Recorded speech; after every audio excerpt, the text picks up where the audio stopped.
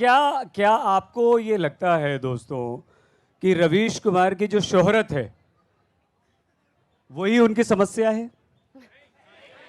अरे भागते हैं भैया। रवीश जो हैं, रवीश को फैंस पसंद नहीं है। हाँ या नहीं? हाँ या नहीं?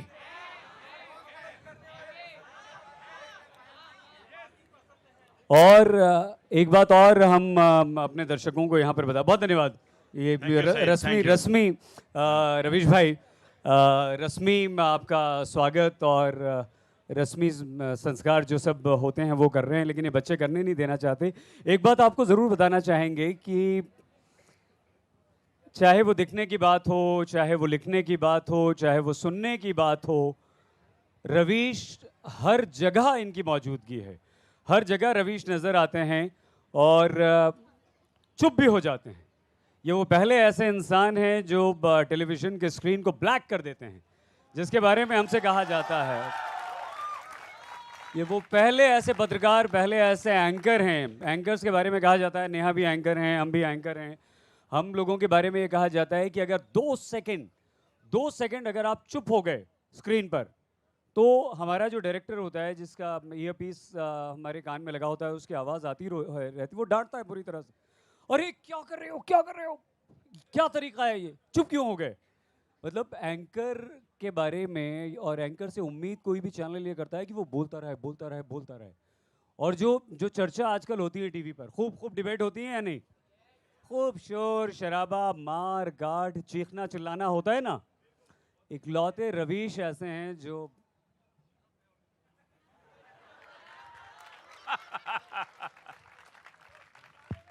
अच्छा अरे बिल्कुल, कहाँ भाई, बाहर है, बिल्कुल है, लपरेक।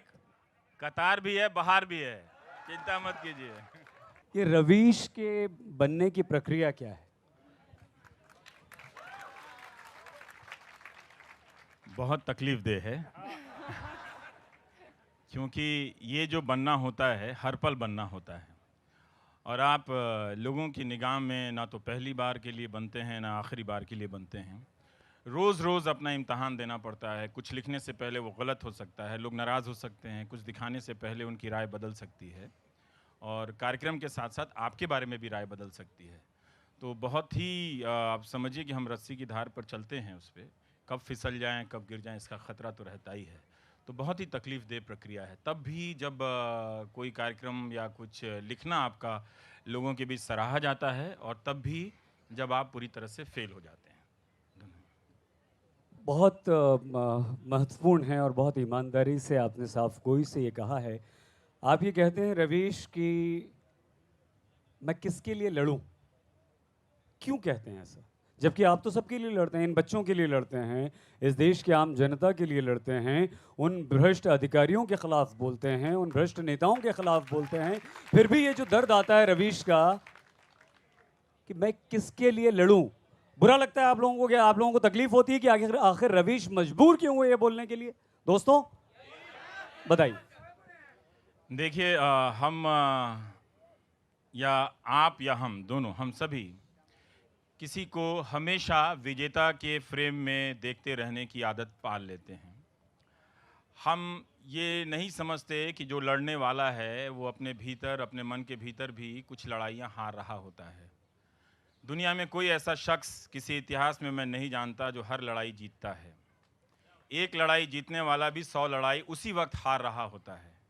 तो उस हारने की एक तकलीफ़ है, पीड़ा है, जो सईद चुप कराती है। और कई बार मुझे लगता है कि मैं इस मोर्चे पे तो जीतता हुआ लग रहा हूँ, लेकिन वो तमाम मोर्चे भी दिख रहे होते हैं मुझे जिस पे मैं हार रहा होता हूँ। वो बहुत सारे मोर्चे हो रहे होते हैं। हो सकता है कि आप दुनिया को कह रहे हैं कि हमें एक रास्ते पे चलना है, हो सकता है कि आपका कोई बहुत करीबी ठीक उसके विपरीत रास्ते पे चल रहा हो, तो आप उसको बदल नहीं पा रहे हैं। तो आप कहते हुए तो जीत रहे हैं, लेकिन नहीं बदलते हुए हार रहे हैं। तो एक ही साथ आप विजेता होने के साथ साथ पराजित भी हैं दोस्त।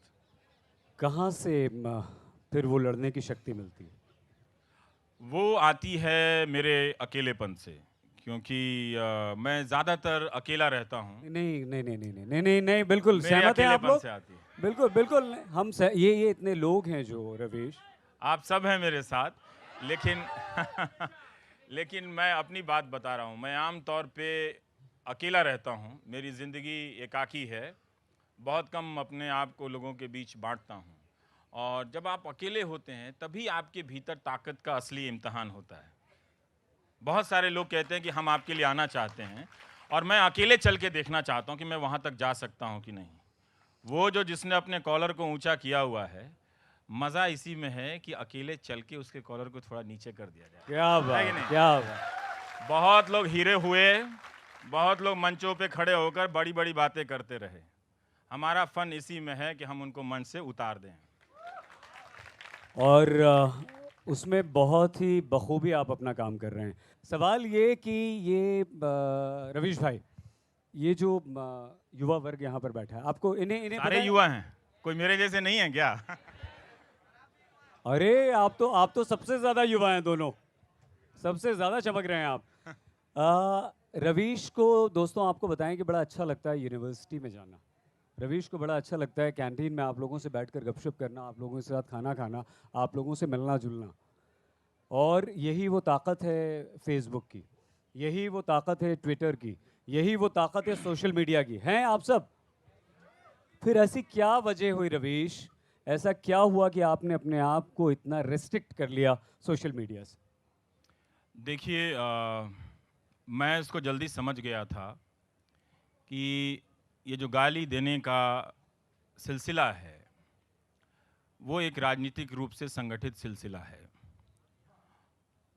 और एक प्रायोजित तरीके से कुछ पत्रकारों को एक तरह से चिन्हित किया गया और गालियां दी गईं। कुछ लोगों ने कहा कि समाज बदल गया है, उससे बोलना नहीं आ रहा है, तो वो गालियां दे रहा है, आप इतने परेशान क्यों हैं? तो कोई मेरी बात सुन नहीं रहा था कि आपकी नज़र के नीचे से एक ऐसी गुस्ताखी हो रही है जो आपकी नहीं, आपके बाप दादाओं के अर्जित लोकतंत्र को समाप्त करने की कोशिश कर रही है। ठीक? आप जो अभी यहाँ गुलाब जामुन खा रहे हैं, उसको खिलाने के लिए, ताकि आप खा सकें, बहुतों ने अपनी पीठ पे बहुत लाठियाँ खाई हैं। भाषण देके इस वक्त नेता बनना सबसे आसान वक्त है ये। तो ये गालियों का सिलसिला चला, और इसको कई लोग इसको सपोर्ट में इसके खड़े हो गए कि ये ट्रोल हैं, जैसे ये बाराती के दूल्हे के सहबोले आए हों कि उसके साथ साथ आए, इनको बर्दाश्त कीजिए। तो ये गलत हो रहा था। मैं जानना चाहता हूं कि अगर दुनिया इतनी तेजी से बदल गई, जो गालियों में बात कर रही है क्योंकि उसे बात करना नहीं आ रहा, तो ये ज्यादातर गालियां तो लड़कियों के खिलाफ हैं।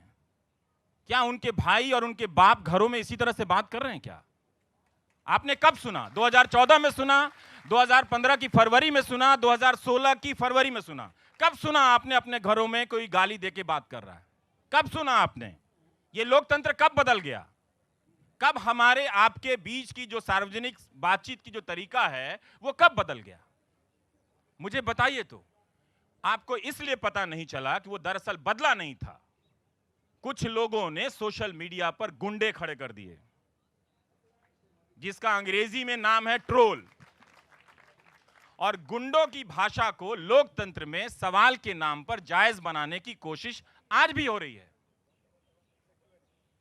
आज भी हो रही है। आप इस फर्क को समझिए।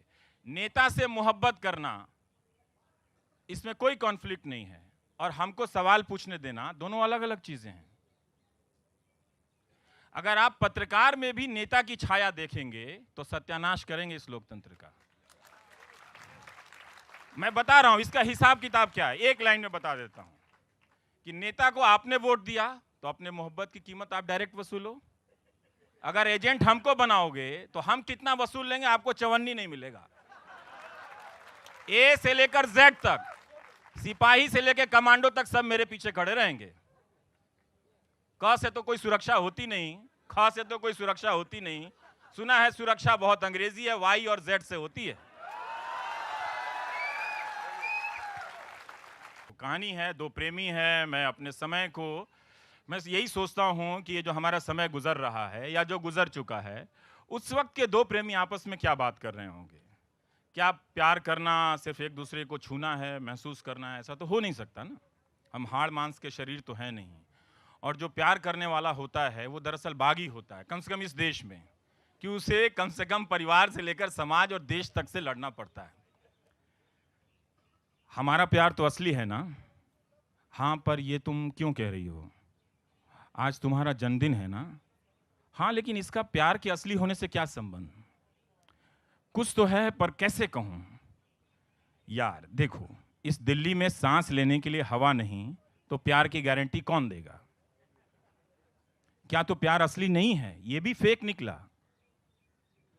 मैंने ये कब कहा कि इश्क फेक है? तुम भी किन ख्यालों में खोई रहती हो? अच्छा, मुझे तो पता था कि हमारा प्यार असली है, तुम फेक नहीं हो। तो फिर पूछती क्यों हो? प्यार तो असली है, लेकिन 500 का नोट नकली हो गया। तभी तो खाली हाथ आई हूं। But happy birthday summer. कोई नहीं, हमारा प्यार समझो 2000।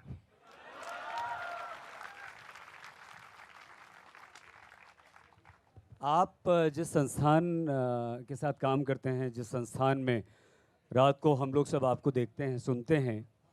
पर मेरी तो टीआरपी 0 है। मैं उल्टा दुनिया का अकेला 0 टीआरपी एंकर उल्टा हूं। इसका उल्टा है। ये बहुत मॉडेस्ट हैं हमारे रवीश भाई, इसका बिल्कुल उल्टा है। आजकल हम उस चैनल के बारे में कहते हैं कि अरे अरे अरे ये क्या, और आपके बारे में कहते हैं वाह वाह वाह वाह, देखो देखो देखो देखो देखो। तो जब ये इस तरह की स्थिति होती है कि जिस संस्थान में आप हैं उसके बारे में कुछ और बातें होती हैं नेगेटिव, और आपके बारे में पॉजिटिव होती हैं, तो ये कितनी बड़ी रवीश भाई दुविधा है, कैसे आप उससे मैनेज करते हैं? काम पे ज़्यादा फोकस रहता है, और ये दुविधाएं तो हर जगह हैं, है ना? और मैं वहाँ खुश हूँ, मुझे करने की आज़ादी है, इसलिए वो मेरा है। जो भी है उसका गुण अवगुण सब मेरा है, मैं उससे भाग नहीं सकता हूँ। और जिस जो आज़ादी उस संस्थान से मिली है, मैं इसकी कल्पना कहीं नहीं कर सकता। अगर आप यकीन कर सकते हैं तो आपको करना चाहिए कि मैं सचमुच अपना आइडिया किसी को नहीं बताता हूँ, और कोई मुझसे नहीं पूछता है। मैं कल क्या होगा मेरे साथ मैं नहीं जानता हूँ, पर आज तक मैंने एक भी ऐसा प्रोग्राम नहीं किया जो मैंने अपने किसी कॉलीग को भी बताया हो। ब्लैक स्क्रीन के बारे में उस संस्थान के भीतर कोई नहीं जानता था, ये मैं वहीं कर सकता था। बहुत खूब, बहुत खूब। अभी जो माइम का किया, तो माइम शब्द को ही मैं 6 बजे से पहले नहीं जानता था कि इसे माइम कहते हैं। तो मैं अपने दोस्तों से पूछ रहा था कि डीडी में वो देखे थे उसको क्या बोलते हैं यार, ऐसे ऐसे करता है, दीवार छूता है, ऐसे निकलता है। मुझे क्या मालूम था कि यहाँ ऐसे लोगों में उसका रिस्पॉन्स हो जाएगा। तो हमें वो समझना चाहिए। मुझे लगता है कि कोई मुझे कुछ भी दे सकता है, पर 20 साल जो मैंने उस संस्थान में गुजारे हैं, ये आज़ादी कोई नहीं दे सकता। मुझे तो लगता नहीं कि मुझे कहीं मिलेगी ऐसी आज़ादी। बहुत बहुत ईमानदारी से नौकरी मिल जाएगी, मैं एडिटर हो सकता हूँ, मैं खुद भी चैनल खोल लूँगा, तो पता नहीं वैसी आज़ादी मिलेगी कि नहीं बहुत खूब, मिलेगी। बहुत बहुत बड़ी बात। लेकिन जो हमारी हमारी जिस माध्यम के लिए रवीश भाई हम लोग काम करते हैं, टीवी, टेलीविज़न, वो घर घर में जाता है, बेडरूम में जाता है, पान वाले के पास, बीड़ी वाले के पास, और सूचना क्रांति के माध्यम से वो गांव गांव, कस्बे कस्बे, हर जगह पहुंच गया है। एक बंधी बंधाई लीक थी, एक बना ठना एंकर बैठता है, वो बात करता है, अच्छी तरह से खबरें आपको बताता है, उसकी भाषा अच्छी होती है, उसकी शैली अच्छी होती है, और वो बहुत अच्छी तरह से सब कुछ पेश कर देता है, राइट? हाँ या नहीं दोस्तों? कैसे कैसे आपने इस लीग को तोड़ा, कैसे आप अलग हटे, कैसे आपने भाषा और दूसरी जो टेक्निकल चीज़ें हैं उनसे हटकर अपनी सोच को अपने शब्दों में और अपनी स्टाइल में पेश किया और वो पसंद किया जाने लगा? क्या क्या ये खतरा कभी नहीं था कि अगर मैं ये करूंगा तो नहीं, मुझे लोग रिजेक्ट कर देंगे? सईद भाई, ऐसा नहीं है। वो आप जब जोखिम लेते हैं तो उसका तनाव होता है। मैं पिछले ही शुक्रवार को जब ये करने जा रहा था, तो हमारे कोई नए सहयोगी बैठे थे, उनको मैंने कहा अब मैं कान पकड़ता हूँ, मैं इतना प्रयोग नहीं करूँगा, बहुत टेंशन होता है। शो के पहले पूरे पसीने से आप भीग जाते हैं, मालूम नहीं कि किस तरह का रिस्पॉन्स होगा, पर आप कर देते हैं। देखिए, टेलीविज़न में क्रिएटिव होने की बहुत संभावनाएं हैं। अभी भी हम उन संभावनाओं को एक्सप्लोर नहीं करते। हम सोचते हैं कि हमारे दर्शक एक ही चीज़ को पसंद करते होंगे। जब वो घर में एक खाना नहीं खाते, एक कपड़ा नहीं पहनते, तो एक ही तरह का फॉर्मेट वो कैसे देखना पसंद करेंगे? पर वो देखते होंगे, बस एक सिलसिला चला आ रहा है, उनकी रोज़ रात की ज़रूरतें हैं, वो देख रहे हैं। लेकिन मेरा दर्शकों में बड़ा विश्वास है कि उन्होंने मुझे ऐसे ही देखा है। कहते हैं ना कि मोहल्ले के जिस लड़के को आप देखते हैं जैसे बचपन से बड़े होते तक, उसे आप वैसे ही देखते हैं। गुड्डू तो ऐसा ही है, देखते तुरंत 2 बात में घबरा जाता है ना? हम कुछ भी हो जाएं तो मेरे मोहल्ले की आंटियों से पूछेंगे तो बहुत घबरा जाता है, बच्चे से ऐसा था है ना। तो मेरे बारे में सबसे पहले वो वही यही सोचती हैं कि उसको ज़रा कोई फ़ोन करो, बहुत घबरा गया होगा। तो मैं घबराता हूँ, मुझे डर भी लगता है, मैं डरपोक हूँ। क्योंकि अगर आप डरपोक नहीं हैं तो बहुत चांस है कि आप बहुत शातिर आदमी हैं। जो भी आदमी कहता है कि वो शेर है, दरअसल वो इंसान नहीं, कुछ और है। जो भी आदमी, चाहे नेता हो, अभिनेता हो या एंकर हो या कोई भी हो, जिसने कहा कि वो शेर है वो इंसान नहीं, कुछ और है। क्योंकि शेर के लिए तो अलग व्यवस्था प्रकृति ने की है। भाई जब जंगल में शेर है तो तुम डुप्लीकेट बन के काहे घूम रहे हो? भाई अगर आप शेर हैं तो क्या हम भी बाड़ा लगा दें आपके आगे पीछे? चिड़िया खाने के डायरेक्टर को बोले कि इनको घास मीट अंदर फेंको, इनको बाहर मत निकालो, ये खतरनाक है, तो नहीं। तो वो एक खतरा आप लेते हैं। और एक वजह यह है कि टेलीविज़न की दुनिया बहुत महंगी दुनिया है, बहुत ही महंगी दुनिया है, बहुत हर सेकंड दांव पे लगा होता है। और इसका जवाब मैं खुद अपने आप हूँ, मैं बहुत सस्ता हूँ। मैं कोई भी ऐसा काम नहीं करता जिसमें पैसा लगता है। नहीं, आप बहुत बहुत कीमती हैं, हम महंगे नहीं कहेंगे, लेकिन आप हमारे लिए बहुत तो कीमती हैं। प्रोडक्शन हम का कॉस्ट बहुत कम होता है, नहीं, सही, हम बहुत सब कम। चलिए, बहुत अच्छी बात है। गुड्डू नाम है आपका घर नहीं, का? गुड्डू गाम नहीं। क्या है बता दीजिए। फिर कभी। जानना नहीं चाहेंगे आप लोग? अब आज तो रवीश को आप छोड़ेंगे नहीं भाई। विकिपीडिया पे भी तो कुछ सर्च कीजिए जहां मेरे बारे में गलत सलत निकली है, फिर कभी। हमने ये सुना कि फैन कल्चर जो है वो आपको पसंद नहीं है। हाँ, क्यों? मैं क्यों? देखिए नहीं नहीं, उसमें बुराई। अच्छा, पहली बात तो पसंद ही नहीं है। आप और हम सब इन्हें पसंद नहीं है भाई। नहीं, तो मैं कहता हूँ। आपका लड़ने का हक बनता है या नहीं बनता है? क्यों पसंद नहीं, नहीं? मैं क्यों कहता हूँ, देखिए जब दिल्ली में अरविंद केजरीवाल जीते तो जावेद भाई भी वहाँ थे। तब मैं अपने लाइव में कह रहा था कि आज से ये राजनीतिक बदलाव का दावा करने वाली पार्टी को हुकूमत में मौका मिला है और आज ही से आप जनता में बदल जाइए, फ़ैन मत बनिएगा। फ़ैन आप शाहरुख खान के हो जाइए, कोई प्रॉब्लम नहीं है मुझे। आप विराट कोहली के हो जाइए, अच्छी बात है। राजनेता का फ़ैन कभी भी नहीं होना चाहिए।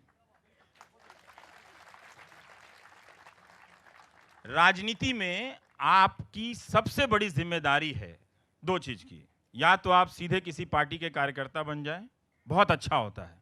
किसी भी पार्टी का कार्यकर्ता बनना, वो अपनी पार्टी को जीता है, उसके लिए लाठी खाता है। लेकिन इसके बाद जो दूसरा स्पेस है जनता का, वो जनता का रहना चाहिए। फैन जो है, राजनीतिक दलों ने एक अनऑर्गेनाइज सेक्टर बनाया है। सारे बदमाशी का काम वो फैनों से करवा रहे हैं।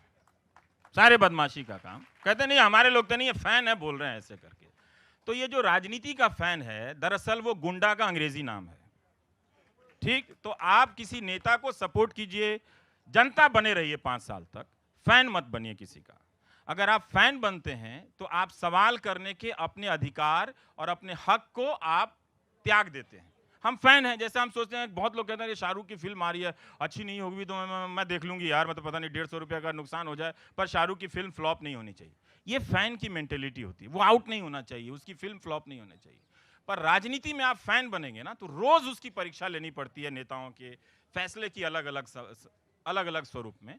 तो इसलिए आप नेता और पत्रकार इन दोनों को फैन कैटेगरी से छोड़ दीजिए।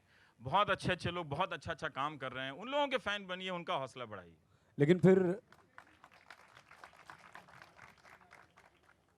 लेकिन क्या रवीश भाई, आप अगर फैन नहीं चाहते हैं तो ये जो युवा वर्ग है जो आपको फॉलो करता है, आपके नक्शे कदम पे चलना चाहता है, आप जैसा बनना चाहता है, तो कहीं आप एक्सटेंशन ऑफ रवीश देखते हैं? और अगर हाँ तो कैसे? और अगर चाहते हैं देखना एक्सटेंशन ऑफ रवीश तो वो क्या होगा? नहीं, मैं तो नहीं चाहता कि कोई मेरी तरह बने। हम चाहते हैं कि हर कोई अपनी अपनी तरीके से अपना अपना रास्ता ढूंढे, क्योंकि मुझे खुद भी अच्छा नहीं लगता कि मैं किसी और की तरह बनता। मैं ज़रूर लोगों को पढ़ता हूँ, सराहता हूँ, वो अलग बात है, पर आप सब इस दुनिया में आए हैं अपने रास्ते से चलने के लिए। और लोकतांत्रिक स्पेस जो है यही मौका देता है कि आप अपने ख्याल से लेकर चीज़ों को बनाने बेचने तक का काम अपनी आज़ादी से कर सकते हैं। तो अपनी रचनात्मकता को आप परखिए, उसे फलने फूलने का मौका दीजिए, और आप सुरेश बनिए, मनीष बनिए, सुनीता बनिए, संगीता बनिए। क्या ज़रूरी है कि सब रवीश ही बने? सबको नहीं बनना चाहिए। कहानी सुननी है लपरे, क्या आगे बढ़ें? एक कहानी कहानी, सुना। एक तुम बड़ा कहानी। सवाल कर रहे हो, आगे बैठ। कौन है? हाँ, तो एक सवाल आपसे जरूर पूछा जाएगा। मैं आज स्मॉल टाउन सा फील कर रहा हूँ और मैं मेट्रो सी। हाँ, जब भी तुम साउथेक से गुजरती हो मैं करावल नगर सा महसूस करता हूँ। चुप करो, तुम पागल हो। दिल्ली में सब दिल्ली सा फील करते हैं। ऐसा नहीं है, दिल्ली में सब दिल्ली नहीं है। जैसे हर किसी की आंखों में इश्क नहीं होता। अच्छा, तो मैं साउथेक्स कैसे हो गई? जैसे कि मैं करावल नगर हो गया। सही कहा तुमने। ये बारापुला फ्लाईओवर ना होता तो साउथेक्स और सराय काले खां की दूरी कम ना होती। तुम मुझसे प्यार करते हो या शहर से? तुम मुझसे प्यार करते हो या शहर से? शहर से, क्योंकि मेरा शहर तुम हो।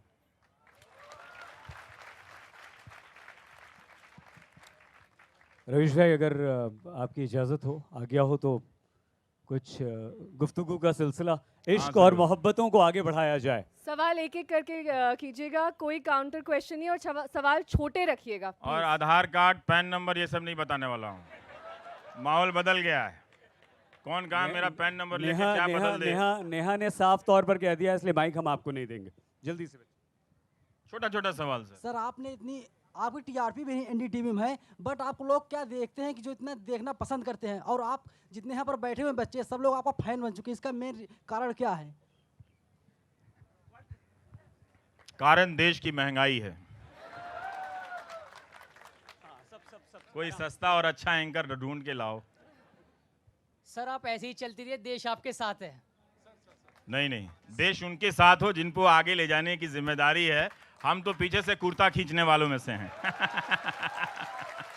सर आपसे मेरा ये क्वेश्चन है कि आप अपनी अंतिम बार होम टाउन कब गए थे, गांव कब गए थे, और अब जाते हैं तो जब आए थे तो क्या आपको अंतर महसूस होता है? देखिए, मेरा उस मोतिहारी से बहुत भावनात्मक लगाव है और उस लगाव की वजह मेरे पिताजी हैं। अब वो इस दुनिया में नहीं हैं, तो जब थे तो काफ़ी जाना पड़ता था, और अब वो नहीं है तो उनकी वजह से मैं नहीं जा पाता हूँ।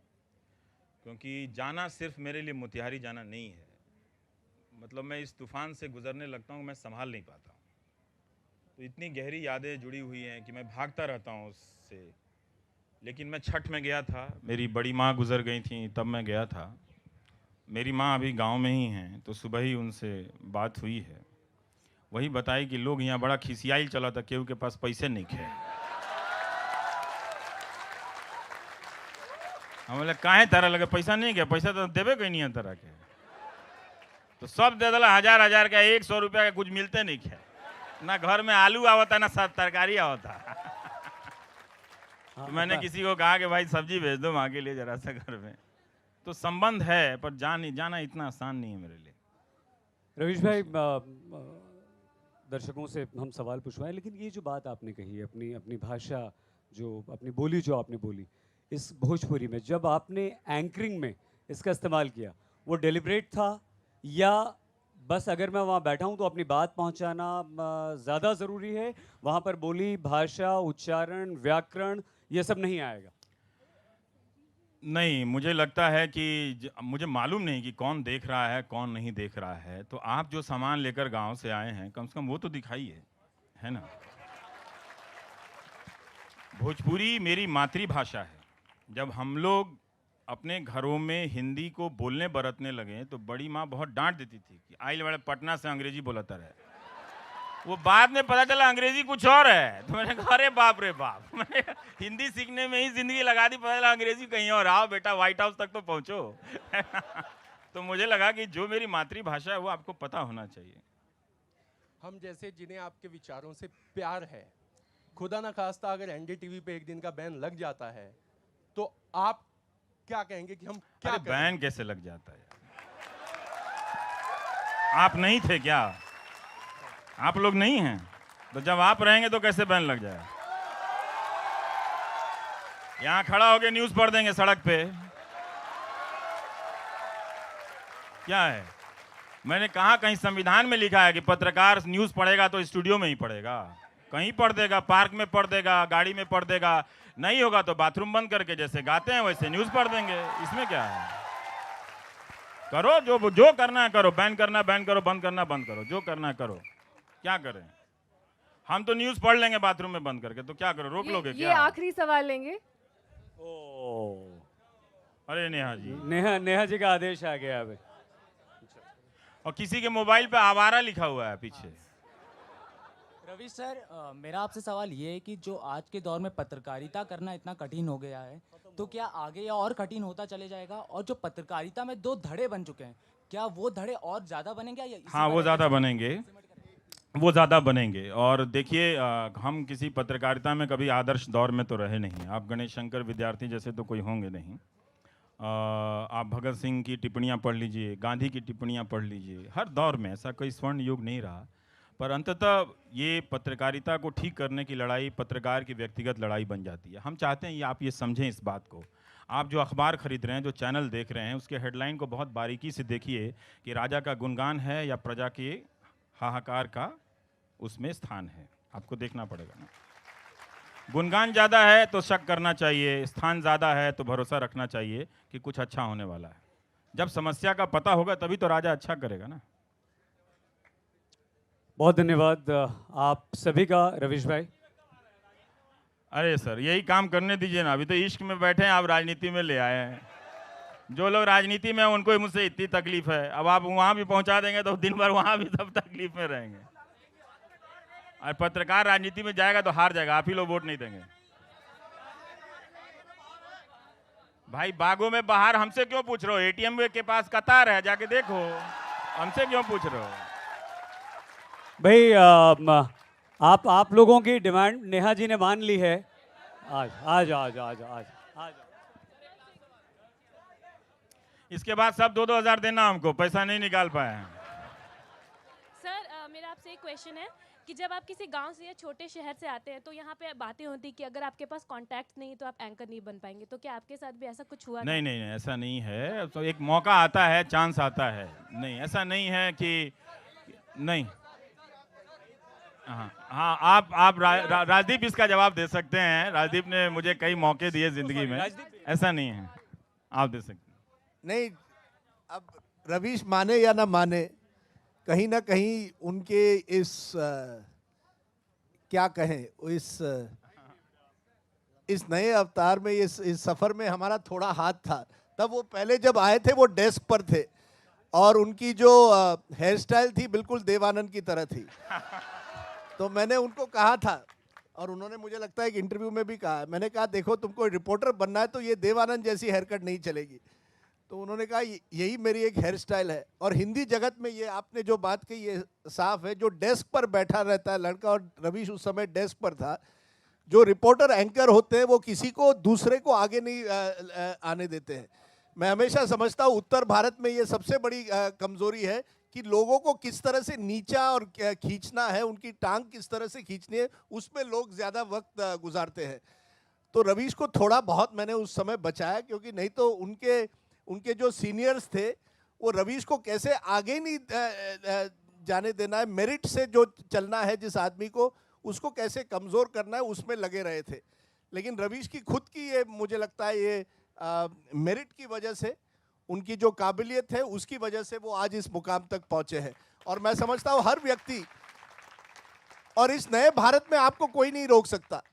और रवीश जैसे कई लोग हैं जो इसकी, महेंद्र सिंह, मैं रवीश की तुलना महेंद्र सिंह धोनी से करता हूँ एक तरह से, क्योंकि आप अगर देखेंगे तो धोनी भी एक छोटे शहर से आए, और एक ज़माने में लगता था कि क्रिकेट केवल अगर आप बम्बई और दिल्ली से आते हैं तो ही आप क्रिकेट खेल सकते हैं, मुश्किल से हैदराबाद या बंगलोर ले लीजिए। एक ज़माने में ये भी लगा कि मोतिहारी से जो व्यक्ति आता है वो पत्रकारिता नहीं कर सकता। रवीश ने ये दिखाया कि जो मोतिहारी से आता है वो बम्बई से मैं एक बम्बई से आता हूँ, मुझसे वो बढ़िया पत्रकारिता करता है, उसका एक ये सबूत है। बहुत धन्यवाद राजदीप सर, मजा आ गया। आप बैठे थे, आप शामिल ये हुए, बात इसके लिए बहुत बहुत सही धन्यवाद। है जो राजदीप जी ने एक कही मिनट आ है। रहा हूँ, एक मिनट आ रहा हूँ। तो अगर आपकी नीयत सही हो तो अच्छे लीडर मिल जाते हैं आपको। सर, आपने कभी किसी से प्यार किया है? 100% किया है। और क्या, ये तो ऐसे ही कहानी थोड़ी लिख देंगे। सर ना आप डांटते हो ना फटकारते हो ना स्टूडियो में आके अदालत लगाते हो, फिर आप करते क्या हो? सर सपने जी, देखता हूँ। अब इस सेशन की समाप्ति करनी होगी, वक्त हो गया अगले सेशन पर का। आपका जो सवाल था, वक्त अगले इतना सेशन डरिए का हो नहीं कि गया। आप हिंदी के हैं या छोटे शहर से आए हैं तो आपको मौका नहीं मिलेगा। आप अगर ईमानदारी से काम करते चलते हैं तो बहुत सारे लोग सपोर्ट में आ जाते हैं। अभी राजदीप जी ने बताया, तो बहुत सारे लोगों का आपको साथ मिलता है। नीयत अच्छी होनी चाहिए, मेहनत होनी चाहिए, तो कोई साथ दे देता है। कुछ छोटा वाक्य सा सुना देते हैं। हाँ, अब चलते हैं। जंतर मंतर पर नारे लगाते हुए दोनों करीब होने लगे। जंतर मंतर पे नारे लगाते हुए दोनों करीब होने लगे। लगा कि प्रेम को जिंदगी का मकसद मिल गया। अपने माँ बाप के आतंक से त्रस्त दोनों झूमने लगे। 3 दिन के बाद जब उस भीड़ में अपने मिडिल क्लास माँ बाप को देखा तो दोनों भाग लिए। वो अब अन्ना को गरियाने लगे। इंडिया गेट पर आइसक्रीम खाते ही कंट्री चेंज करने का फितूर जल्दी घर पहुंचने की रणनीति में बदल गया। क्या आपको ये लगता है दोस्तों कि रवीश कुमार की जो शोहरत है वही उनकी समस्या है? अरे भागते हैं भैया। रवीश जो हैं, रवीश को फैंस पसंद नहीं है। हाँ या नहीं? हाँ या नहीं?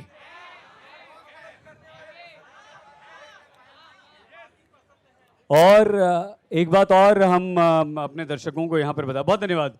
ये रश्मि रवीश भाई, रश्मि आपका स्वागत और रश्मि संस्कार जो सब होते हैं वो कर रहे हैं, लेकिन ये बच्चे करने नहीं देना चाहते। एक बात आपको ज़रूर बताना चाहेंगे कि चाहे वो दिखने की बात हो, चाहे वो लिखने की बात हो, चाहे वो सुनने की बात हो, रवीश हर जगह इनकी मौजूदगी है। हर जगह रवीश नज़र आते हैं और चुप भी हो जाते हैं। ये वो पहले ऐसे इंसान हैं जो टेलीविज़न के स्क्रीन को ब्लैक कर देते हैं, जिसके बारे में हमसे कहा जाता है।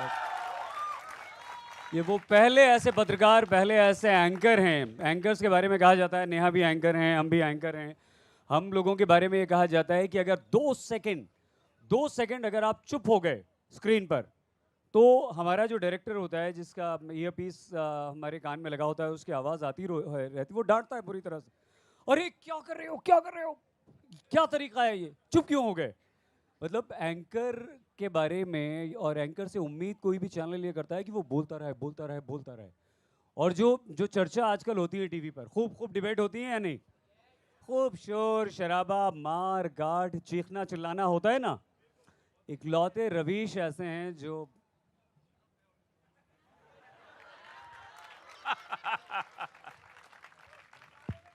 अच्छा अरे बिल्कुल, कहाँ भाई, बाहर है, बिल्कुल है, लपरेक। कतार भी है, बाहर भी है, चिंता मत कीजिए। ये रवीश के बनने की प्रक्रिया क्या है? बहुत तकलीफ दे है, क्योंकि ये जो बनना होता है हर पल बनना होता है, और आप लोगों की निगाह में ना तो पहली बार के लिए बनते हैं ना आखिरी बार के लिए बनते हैं। रोज़ अपना इम्तहान देना पड़ता है। कुछ लिखने से पहले वो गलत हो सकता है, लोग नाराज़ हो सकते हैं, कुछ दिखाने से पहले उनकी राय बदल सकती है, और कार्यक्रम के साथ साथ आपके बारे में भी राय बदल सकती है। तो बहुत ही आप समझिए कि हम रस्सी की धार पर चलते हैं, उस पर कब फिसल जाएं, कब गिर जाएं, इसका ख़तरा तो रहता ही है। तो बहुत ही तकलीफ़ दे प्रक्रिया है। तब भी जब कोई कार्यक्रम या कुछ लिखना आपका लोगों के बीच सराहा जाता है, और तब भी जब आप पूरी तरह से फेल हो जाते हैं। बहुत महत्वपूर्ण है और बहुत ईमानदारी से आपने साफ गोई से ये कहा है। आप ये कहते हैं रवीश कि मैं किसके लिए लड़ूं, क्यों कहते हैं ऐसा, जबकि आप तो सबके लिए लड़ते हैं, इन बच्चों के लिए लड़ते हैं, इस देश की आम जनता के लिए लड़ते हैं, उन भ्रष्ट अधिकारियों के खिलाफ बोलते हैं, उन भ्रष्ट नेताओं के खिलाफ बोलते हैं। फिर भी ये जो दर्द आता है रवीश का कि मैं किसके लिए लड़ूं, बुरा लगता है आप लोगों को? क्या आप लोगों को तकलीफ होती है कि आखिर रवीश मजबूर क्यों हुए ये बोलने के लिए? दोस्तों बताइए। देखिए, हम या आप या हम दोनों, हम सभी किसी को हमेशा विजेता के फ्रेम में देखते रहने की आदत पाल लेते हैं। हम ये नहीं समझते कि जो लड़ने वाला है वो अपने भीतर, अपने मन के भीतर भी कुछ लड़ाइयाँ हार रहा होता है। दुनिया में कोई ऐसा शख्स किसी इतिहास में मैं नहीं जानता जो हर लड़ाई जीतता है। एक लड़ाई जीतने वाला भी 100 लड़ाई उसी वक्त हार रहा होता है। तो उस हारने की एक तकलीफ़ है, पीड़ा है जो सईद चुप कराती है। और कई बार मुझे लगता है कि मैं इस मोर्चे पे तो जीतता हुआ लग रहा हूँ, लेकिन वो तमाम मोर्चे भी दिख रहे होते हैं मुझे जिस पे मैं हार रहा होता हूँ। वो बहुत सारे मोर्चे हो रहे होते हैं। हो सकता है कि आप दुनिया को कह रहे हैं कि हमें एक रास्ते पे चलना है, हो सकता है कि आपका कोई बहुत करीबी ठीक उसके विपरीत रास्ते पे चल रहा हो, तो आप उसको बदल नहीं पा रहे हैं। तो आप कहते हुए तो जीत रहे हैं, लेकिन नहीं बदलते हुए हार रहे हैं। तो एक ही साथ आप विजेता होने के साथ साथ पराजित भी हैं दोस्त। कहाँ से फिर वो लड़ने की शक्ति मिलती है? वो आती है मेरे अकेलेपन से, क्योंकि मैं ज़्यादातर अकेला रहता हूँ। नहीं नहीं नहीं नहीं नहीं नहीं नहीं, बिल्कुल मेरे सहमत हैं आप अकेलेपन लोग। से आती है। बिल्कुल बिल्कुल नहीं, हम ये इतने लोग हैं जो रवीश। आप सब हैं मेरे साथ, लेकिन लेकिन मैं अपनी बात बता रहा हूँ। मैं आम तौर पे अकेला रहता हूँ, मेरी ज़िंदगी एकाकी है, बहुत कम अपने आप को लोगों के बीच बांटता हूँ। और जब आप अकेले होते हैं तभी आपके भीतर ताकत का असली इम्तहान होता है।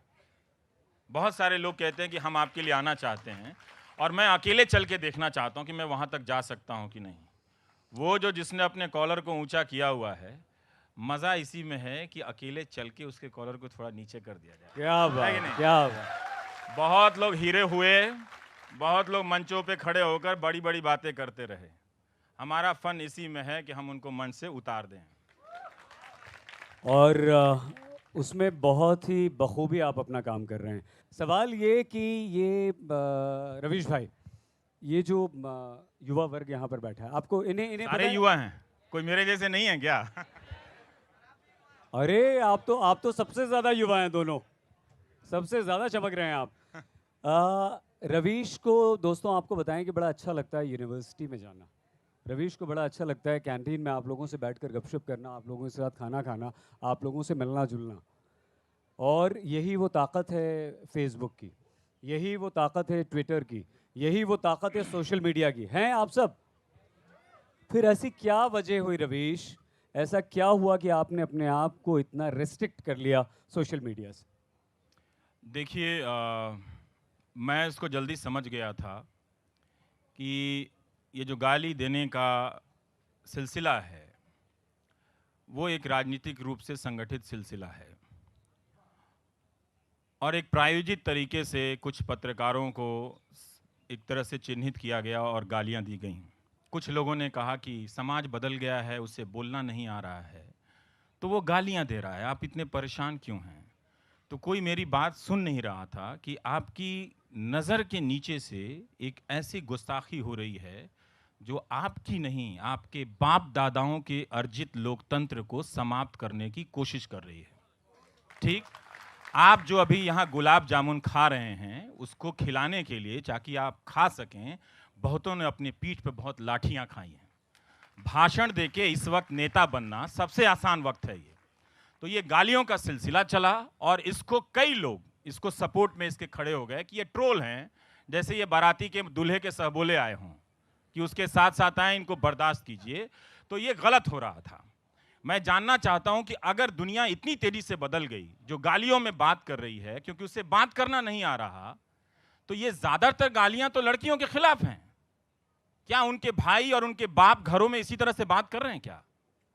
आपने कब सुना? 2014 में सुना, 2015 की फरवरी में सुना, 2016 की फरवरी में सुना। कब सुना आपने अपने घरों में कोई गाली देके बात कर रहा है?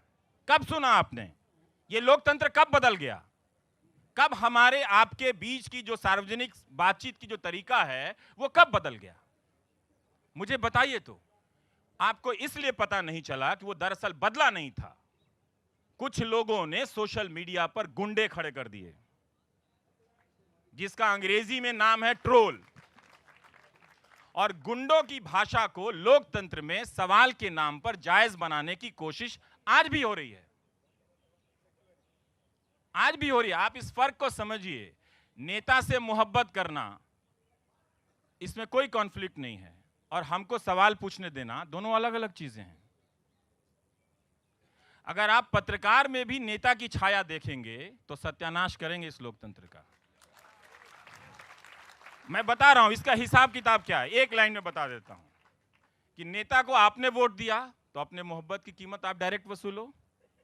अगर एजेंट हमको बनाओगे तो हम कितना वसूल लेंगे, आपको चवन्नी नहीं मिलेगा। ए से लेकर जेड तक, सिपाही से लेकर कमांडो तक सब मेरे पीछे खड़े रहेंगे। क से तो कोई सुरक्षा होती नहीं, ख से तो कोई सुरक्षा होती नहीं। सुना है सुरक्षा बहुत अंग्रेजी है, वाई और जेड से होती है। कहानी है, दो प्रेमी है। मैं अपने समय को, मैं यही सोचता हूं कि ये जो हमारा समय गुजर रहा है या जो गुजर चुका है, उस वक्त के दो प्रेमी आपस में क्या बात कर रहे होंगे। क्या प्यार करना सिर्फ एक दूसरे को छूना है, महसूस करना है? ऐसा तो हो नहीं सकता ना। हम हाड़ मांस के शरीर तो है नहीं।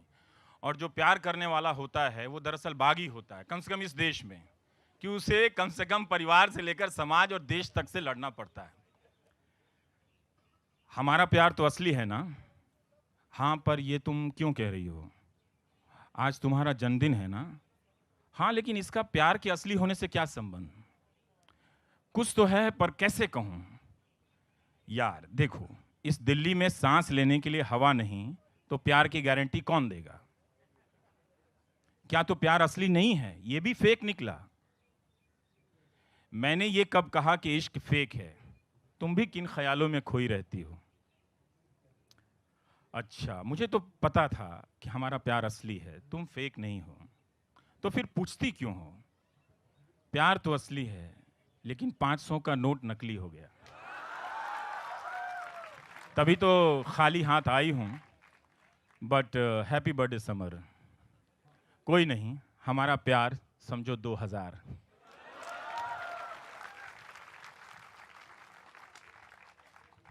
आप जिस संस्थान के साथ काम करते हैं, जिस संस्थान में रात को हम लोग सब आपको देखते हैं, सुनते हैं, पर मेरी तो टीआरपी 0 है। मैं उल्टा, दुनिया का अकेला 0 टीआरपी एंकर उल्टा, हूं। इसका उल्टा है। ये बहुत मॉडेस्ट हैं हमारे रवीश भाई, इसका बिल्कुल उल्टा है। आजकल हम उस चैनल के बारे में कहते हैं कि अरे अरे अरे ये क्या, और आपके बारे में कहते हैं वाह वाह वाह वाह, देखो देखो देखो देखो देखो। तो जब ये इस तरह की स्थिति होती है कि जिस संस्थान में आप हैं उसके बारे में कुछ और बातें होती हैं नेगेटिव और आपके बारे में पॉजिटिव होती हैं, तो ये कितनी बड़ी रवीश भाई दुविधा है, कैसे आप उससे मैनेज करते हैं? काम पे ज़्यादा फोकस रहता है और ये दुविधाएं तो हर जगह हैं, है ना। और मैं वहाँ खुश हूँ, मुझे करने की आज़ादी है, इसलिए वो मेरा है। जो भी है उसका गुण अवगुण सब मेरा है, मैं उससे भाग नहीं सकता हूँ। और जो आज़ादी उस संस्थान से मिली है, मैं इसकी कल्पना कहीं नहीं कर सकता। अगर आप यकीन कर सकते हैं तो आपको करना चाहिए कि मैं सचमुच अपना आइडिया किसी को नहीं बताता हूँ और कोई मुझसे नहीं पूछता है। मैं कल क्या होगा मेरे साथ मैं नहीं जानता हूँ, पर आज तक मैंने एक भी ऐसा प्रोग्राम नहीं किया जो मैंने अपने किसी कॉलीग को भी बताया हो। ब्लैक स्क्रीन के बारे में उस संस्थान के भीतर कोई नहीं जानता था, ये मैं वहीं कर सकता था। बहुत खूब, बहुत खूब। अभी जो माइम का किया, तो माइम शब्द को ही मैं 6 बजे से पहले नहीं जानता था कि इसे माइम कहते हैं। तो मैं अपने दोस्तों से पूछ रहा था कि डीडी में वो देखे थे उसको क्या बोलते हैं यार, ऐसे ऐसे करता है, दीवार छूता है, ऐसे निकलता है। मुझे क्या मालूम था कि यहाँ ऐसे लोगों में उसका रिस्पॉन्स हो जाएगा। तो हमें वो समझना चाहिए। मुझे लगता है कि कोई मुझे कुछ भी दे सकता है, पर 20 साल जो मैंने उस संस्थान में गुजारे हैं, ये आज़ादी कोई नहीं दे सकता। मुझे तो लगता नहीं कि मुझे कहीं मिलेगी ऐसी आज़ादी। बहुत बहुत ईमानदारी से नौकरी मिल जाएगी, मैं एडिटर हो सकता हूँ, मैं खुद भी चैनल खोल लूँगा, तो पता नहीं वैसी आज़ादी मिलेगी कि नहीं। बहुत बहुत बड़ी बात। लेकिन जो हमारी जिस माध्यम के लिए रवीश भाई हम लोग काम करते हैं, टेलीविज़न, वो घर घर में जाता है, बेडरूम में जाता है, पान वाले के पास, बीड़ी वाले के पास, और सूचना क्रांति के माध्यम से वो गांव-गांव, कस्बे हर जगह पहुंच गया है। एक बंधी बंधाई लीक थी, एक बना ठना एंकर बैठता है, वो बात करता है, अच्छी तरह से खबरें आपको बताता है, उसकी भाषा अच्छी होती है, उसकी शैली अच्छी होती है, और वो बहुत अच्छी तरह से सब कुछ पेश कर देता है। राइट? हाँ या नहीं दोस्तों? कैसे आपने इस लीक को तोड़ा? कैसे आप अलग हटे? कैसे आपने भाषा और दूसरी जो टेक्निकल चीज़ें हैं उनसे हटकर अपनी सोच को अपने शब्दों में और अपनी स्टाइल में पेश किया और वो पसंद किया जाने लगा। क्या ये खतरा कभी नहीं था कि अगर मैं ये करूँगा तो नहीं, मुझे लोग रिजेक्ट कर देंगे? सईद भाई, ऐसा नहीं है। वो आप जब जोखिम लेते हैं तो उसका तनाव होता है। मैं पिछले ही शुक्रवार को जब ये करने जा रहा था तो हमारे कोई नए सहयोगी बैठे थे, उनको मैंने कहा अब मैं कान पकड़ता हूँ, मैं इतना प्रयोग नहीं करूँगा, बहुत टेंशन होता है। शो के पहले पूरे पसीने से आप भीग जाते हैं, मालूम नहीं कि किस तरह का रिस्पॉन्स होगा, पर आप कर देते हैं। देखिए, टेलीविज़न में क्रिएटिव होने की बहुत संभावनाएं हैं। अभी भी हम उन संभावनाओं को एक्सप्लोर नहीं करते। हम सोचते हैं कि हमारे दर्शक एक ही चीज़ को पसंद करते होंगे। जब वो घर में एक खाना नहीं खाते, एक कपड़ा नहीं पहनते, तो एक ही तरह का फॉर्मेट वो कैसे देखना पसंद करेंगे? पर वो देखते होंगे, बस एक सिलसिला चला आ रहा है, उनकी रोज़ रात की ज़रूरतें हैं, वो देख रहे हैं। लेकिन मेरा दर्शकों में बड़ा विश्वास है कि उन्होंने मुझे ऐसे ही देखा है। कहते हैं ना कि मोहल्ले के जिस लड़के को आप देखते हैं जैसे बचपन से बड़े होते तक, उसे आप वैसे ही देखते हैं। गुड्डू तो ऐसा ही है, देखते तुरंत 2 बात में घबरा जाता है ना? हम कुछ भी हो जाएं तो मेरे मोहल्ले की आंटियों से पूछेंगे तो बहुत घबरा जाता है, बच्चे से ऐसा था, है ना? तो मेरे बारे में सबसे पहले वो यही सोचती हैं कि उसको ज़रा कोई फ़ोन करो, बहुत घबरा गया होगा। तो मैं घबराता हूँ, मुझे डर भी लगता है, मैं डरपोक हूँ। क्योंकि अगर आप डरपोक नहीं हैं तो बहुत चांस है कि आप बहुत शातिर आदमी हैं। जो भी आदमी कहता है कि वो शेर है, दरअसल वो इंसान नहीं, कुछ और है। जो भी आदमी, चाहे नेता हो, अभिनेता हो या एंकर हो या कोई भी हो, जिसने कहा कि वो शेर है वो इंसान नहीं, कुछ और है। क्योंकि शेर के लिए तो अलग व्यवस्था प्रकृति ने की है। भाई, जब जंगल में शेर है तो तुम डुप्लीकेट बन के काहे घूम रहे हो? भाई, अगर आप शेर हैं तो क्या हम भी बाड़ा लगा दें आपके आगे पीछे? चिड़िया खाने के डायरेक्टर को बोले कि इनको घास मीट अंदर फेंको, इनको बाहर मत निकालो, ये खतरनाक है, तो नहीं। तो वो एक खतरा आप लेते हैं। और एक वजह ये है कि टेलीविज़न की दुनिया बहुत महंगी दुनिया है, बहुत ही महंगी दुनिया है, बहुत हर सेकंड दांव पे लगा होता है। और इसका जवाब मैं खुद अपने आप हूँ, मैं बहुत सस्ता हूँ।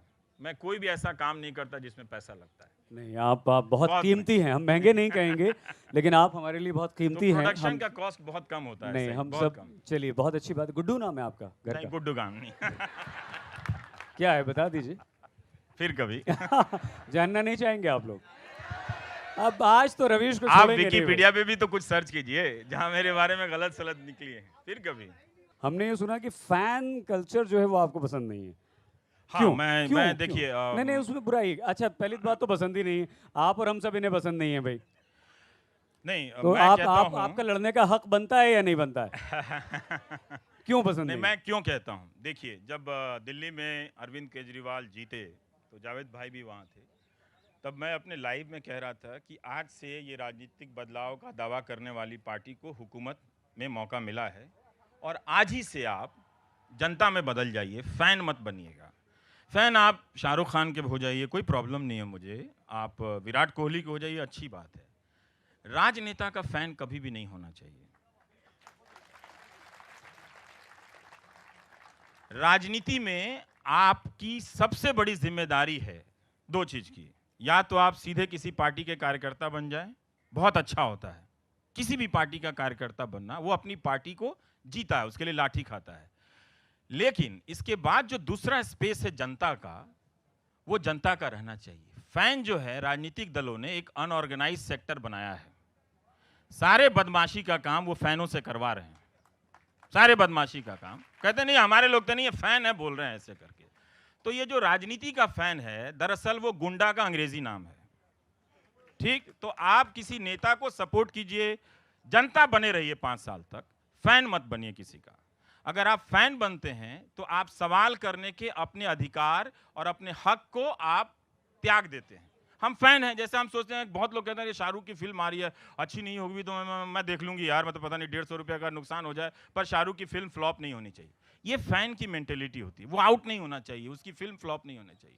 पर राजनीति में आप फैन बनेंगे ना, तो रोज उसकी परीक्षा लेनी पड़ती है, नेताओं के फैसले की अलग अलग स्वरूप में। तो इसलिए आप नेता और पत्रकार, इन दोनों को फैन कैटेगरी से छोड़ दीजिए। बहुत अच्छे अच्छे लोग बहुत अच्छा काम कर रहे हैं, उन लोगों के फैन बनिए, उनका हौसला बढ़ाइए।